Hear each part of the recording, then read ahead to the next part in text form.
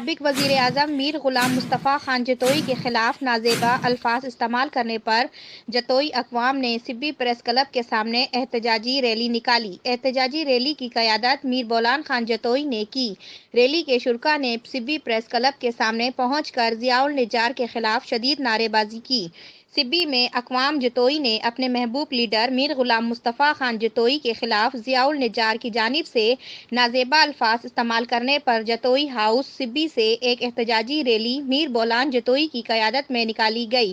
جو مختلف شاہراہوں سے ہوتی ہوئی سبی پریس کلب پہنچی اور ضیاء النجار کے خلاف احتجاجی مظاہرہ کرتے ہوئے شدید نعرے بازی کی۔ اس موقع پر میر عبدالرحمان جتوئی، میر بولان جتوئی اور حاجی عبدالغفور جتوئی نے احتجاجی شرکاء سے خطاب کرتے ہوئے کہا کہ سابق وزیر اعظم میر غلام مصطفیٰ خان جتوئی کے خلاف نازیبا الفاظ استعمال کرنے پر شدید الفاظ میں مذمت کرتے ہوئے کہا کہ ضیاء النجار نے میر غلام مصطفیٰ خان جتوئی کے خلاف نازیبا الفاظ استعمال کر کے اپنی گندے ذہن کی عکاسی کی ہے۔ انہوں نے کہا کہ میر غلام مصطفیٰ جتوئی ملک کے معتبر اور قد آور سیاسی و قبائلی شخصیت ہیں۔ ضیاء النجار میر غلام مصطفیٰ خان جتوئی کے خلاف نازیبا الفاظ استعمال کر کے ملک بھر میں بسنے والے اقوام جتوئی سمیت تمام بلوچ اقوام کی دل آزاری کی ہے، جس کی جس قدر مذمت کی جائے بہت کم ہے۔ انہوں نے کہا کہ ضیاء النجار میر غلام مصطفیٰ جتوئی سمیت تمام اقوام جتوئی سے اپنے رویے کی معافی مانگے